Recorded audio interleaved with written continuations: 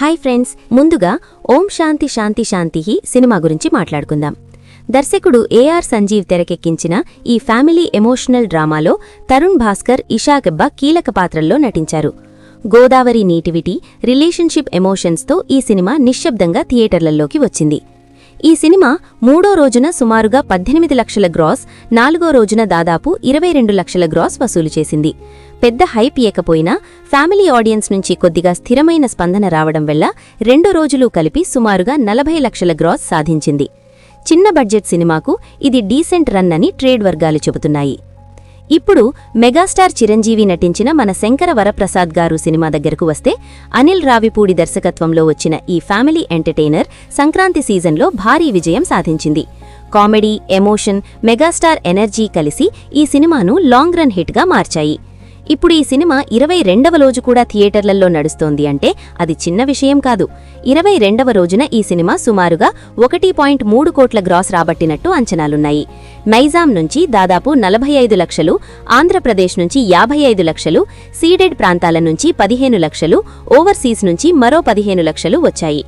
2 వారాలు దాటిన తర్వాత కూడా రోజుకు 1 కోటి పైగా రావడమంటే ఈ సినిమా స్టామినా ఏంటో స్పష్టంగా అర్థమవుతోంది.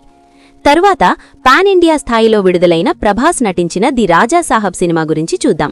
మారుతి దర్శకత్వంలో వచ్చిన ఈ హారర్ కామెడీ చిత్రం భారీ అంచనాలతో రిలీజైంది, కానీ మిక్స్డ్ టాక్తో ముందుకు సాగింది. ఇప్పుడు ఈ సినిమా 24వ రోజుకు చేరుకుంది. ఈ రోజున ప్రపంచవ్యాప్తంగా సుమారుగా 25-30 లక్షల గ్రాస్ మాత్రమే వసూలు చేసినట్టు ట్రేడ్ అంచనా. తెలుగు రాష్ట్రాల్లో చాలా థియేటర్లలో స్క్రీన్స్ తగ్గిపోయాయి.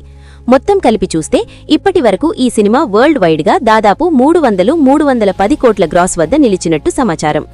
ఇక యూత్ ఆడియన్స్ను టార్గెట్ చేసి వచ్చిన నవీన్ పోలిశెట్టి నటించిన అనగనగా ఒక రాజు సినిమా దగ్గరకు వస్తే, కామెడీ, ఎంటర్టైన్మెంట్తో ఈ సినిమా మొదటి వారంలో మంచి టాక్ తెచ్చుకుంది. ఈ సినిమా 19వ రోజుకు వచ్చేసరికి రోజువారీ కలెక్షన్స్ కొంత తగ్గాయి. 19వ రోజున సుమారుగా 40-45 లక్షల గ్రాస్ మాత్రమే రాబట్టినట్టు అంచనా. అయినా కూడా లాంగ్ రన్లో ఈ సినిమా తన బడ్జెట్కు మించి మంచి లాభాలు తెచ్చిపెట్టిందని ట్రేడ్ చెబుతోంది.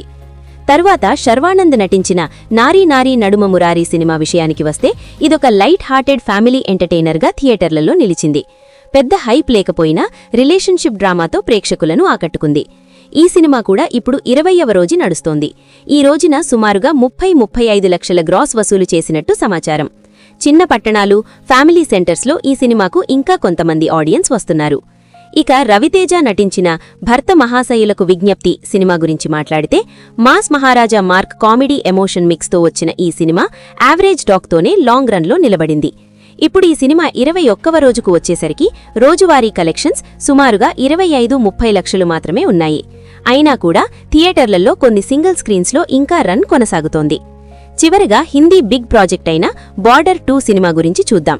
దేశభక్తి నేపథ్యంతో వచ్చిన ఈ సినిమా ఉత్తర భారత్లో మంచి ఆదరణ పొందింది. ఈ సినిమా 12వ రోజు కలెక్షన్స్ చూస్తే ఇప్పటికీ డీసెంట్ నంబర్స్ ఇస్తోంది. 12వ రోజున సుమారుగా 7-8 కోట్ల గ్రాస్ వసూలు చేసింది. నార్త్ ఇండియా మార్కెట్లో ఈ సినిమా స్ట్రాంగ్గా నిలబడుతోంది. మొత్తం ఈ రోజున బాక్సాఫీస్ సినారియో చూస్తే ఒక విషయం క్లియర్గా అర్థమవుతోంది. పెద్ద హీరో సినిమా అయినా, చిన్న సినిమా అయినా కంటెంట్ కనెక్ట్ అయితేనే లాంగ్ రన్ సాధ్యం. మన శంకర వరప్రసాద్ గారు లాంటి సినిమా 2 వారాలు దాటినా రోజుకు 1 కోటి పైగా రాబడుతుంటే, భారీ అంచనాలతో వచ్చినది రాజా సాహబ్ మాత్రం 4 వారాలకే చాలా స్లో అయిపోయింది. అదే సమయంలో ఓం శాంతి శాంతి శాంతిహి లాంటి చిన్న సినిమా కూడా తన స్థాయిలో నిలకడగా నడుస్తోంది. ఇది box office reality. Star power opening ఇస్తుంది, కానీ రన్ కొనసాగాలంటే ఆడియన్స్ కనెక్ట్ తప్పనిసరి. మీ ఏరియాలో ఈ సినిమాల్లో ఏది ఇంకా థియేటర్లలో ఆడుతోంది? మీరు ఏ సినిమా చూశారు? మీ అభిప్రాయాన్ని కామెంట్స్లో చెప్పండి. వీడియో నచ్చితే లైక్ చేయండి, షేర్ చేయండి. ఇలాంటి డైలీ బాక్సాఫీస్ అప్డేట్స్ కోసం ఛానల్ను సబ్స్క్రైబ్ చేయడం మర్చిపోకండి.